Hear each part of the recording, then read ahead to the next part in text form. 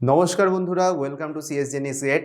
আজকের ভিডিওতে আবারও চলে এলাম তোমাদের কাছে গেট 2026 এর কিছু পিওয়াইকিউজ নিয়ে। তো গেট 2026 যে কোয়েশ্চেন্সগুলো এসেছিলো তার মধ্যে এটা একটা সি প্রোগ্রাম দেওয়া রয়েছে, আর প্রোগ্রামটার আউটপুট তোমাকে বার করতে দেওয়া রয়েছে। তো এখানে দেখতেই পাচ্ছ মেন ফাংশনে যখন কল করা হয়েছে, ইনিশিয়াল কলটা করা হচ্ছে ফাঙ্ক আই কমা জে। এখানে আয়ের ভ্যালু কত 9, জের ভ্যালু কত 10। তো চলো এখানে আমরা গিয়ে দেখি। এখানে ভয়েড ফাঙ্ক বলে আমাদের কাছে একটা এরকম ফাংশন লেখা রয়েছে। এই ফাংশনটা কি করছে, if I is less than J, I is less than J, তাহলে ও কী করছে, int I is equals to 0 while I less than 10 বলে জেটাকে এমনভাবে ইনক্রিমেন্ট করছে। তো চলো দেখি।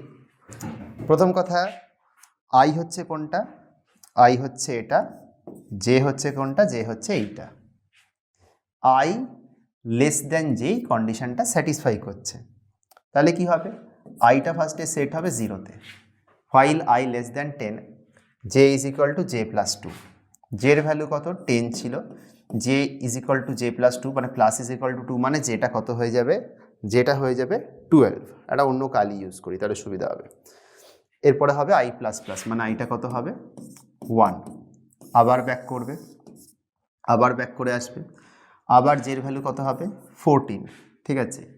আইটা প্লাস হয়ে কত হবে, আইটা প্লাস হয়ে হবে 2। আবার আসবে 16, আই কত হবে 3। আবার কত হবে, জের ভ্যালু প্লাস 2 18, আই কত হবে 4। এভাবে অনগোয়িং হতে থাকবে। আয়ের ভ্যালু কত দূর অবধি যাবে, লেস দ্যান 10 বলা আছে, তার মানে এটা যাবে হচ্ছে আমার 9 অবধি।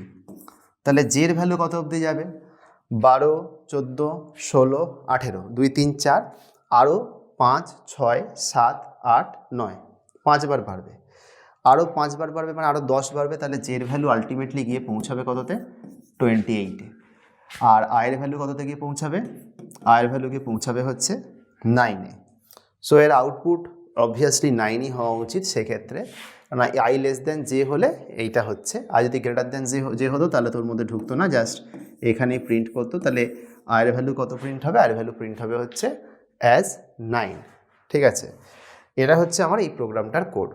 অনেক ক্ষেত্রে এই ধরনের কোড যখন খুব প্রলংড হয়ে যায় তখন সেই প্রলংড কোডকে ধীরে ধীরে প্যাটার্ন দেখে ডিকোড করতে হয়, তো সেইটা তোমাদেরকেই করতে হবে। বাট ওভারঅল এই জিনিসটা তোমরা এভাবে দেখতে পারো। তো চলো নেক্সট আর একটা প্রবলেম সলভ করে নেওয়া যাক। Consider a system consisting of k instances of a resource R being shared by 5 processes.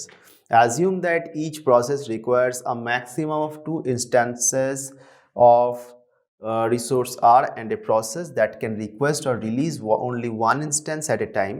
Further, a process can request the second instance of a resource only after acquiring the first instance. Okay, fine.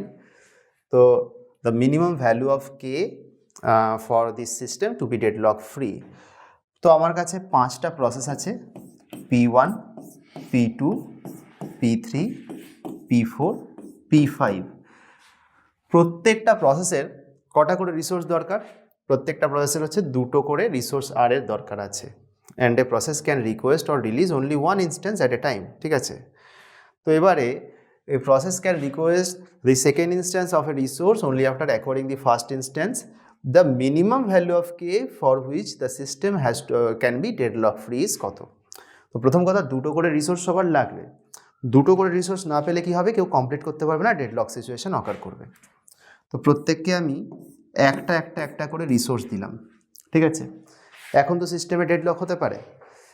এবার তুমি যদি আর একটা additional resource এখানে দিয়ে দাও, কেউ না কোনো একটা প্রসেস ওকে পাবে। যে প্রসেস পাবে সে নিজের কাজটা কমপ্লিট করে নিজের রিসোর্স ছেড়ে দেবে, তাহলে অন্য কেউ আবার এই রিসোর্সটাকে পেয়ে যাবে। এইভাবে তুমি ডেডলককে আটকাতে পারো। ঠিক মনে করো যারা কম্পিউটার সায়েন্স পড়েছো, পিজিএন হোল প্রিন্সিপাল মনে আছে না? তো পিজিএন হোল প্রিন্সিপালের মতন n number of pigeon holes, n+1 pigeon. তাহলে কেউ একজন তো 2টো পিজিএনকে পাচ্ছে কোনো একটা হোল, সেটাই এখানে হচ্ছে। তাহলে 5 থাকলে ডেডলক থাকতো, তুমি আর একটা অ্যাডিশনাল রিসোর্স দিয়ে দিলে তাহলে কটা রিসোর্স হয়ে গেল, 6। তাহলে মিনিমাম তোমার 6টা রিসোর্স লাগবে for your system to be deadlock free. আর যদি কেউ বলতো যে ম্যাক্সিমাম কতগুলো লাগবে যাতে ডেডলক হয়, তাহলে অ্যান্সারটা কত হতো, এই একটাকে বাদ দিয়ে দিতাম, কত হতো 5। তাহলে এই কথাটা মাথায় রাখবে যে তোমার কাছে যদি n নাম্বার অফ প্রসেস থাকে, প্রত্যেকের যদি ডিমান্ডকে ধরো তুমি DI দিয়ে লিখলে, ঠিক আছে, তাহলে প্রত্যেকের জন্য DI -1 করলে for I is equal two 1 to n, ঠিক আছে। এর সাথে যদি তুমি 1 অ্যাড করে দাও তাহলে your system will be deadlock free, আর যদি 1 মানে কমিয়ে দাও তাহলে your system will be in deadlock. এই হচ্ছে আমাদের কনসেপ্ট অফ ডেডলক। এটা অনেকটা পিজন হোল প্রিন্সিপালের উপরেই বানানো। তো আশা করছি ভিডিওটা থেকে তোমরা আইডিয়াটা বুঝতে পারলে। আরও কিছু নতুন নতুন কোয়েশ্চেন্স নিয়ে নেক্সট ভিডিওতে আমরা আবারও আসবো। যদি এই ভিডিওটা ভালো লেগে থাকে তাহলে অবশ্যই রিকোয়েস্ট করব কমেন্ট সেকশনে কমেন্ট করো, বন্ধুদের মধ্যে শেয়ার করো, এবং খুব তাড়াতাড়ি আবারও নতুন কন্টেন্টই তোমাদের সাথে দেখা হবে। অনেক ধন্যবাদ।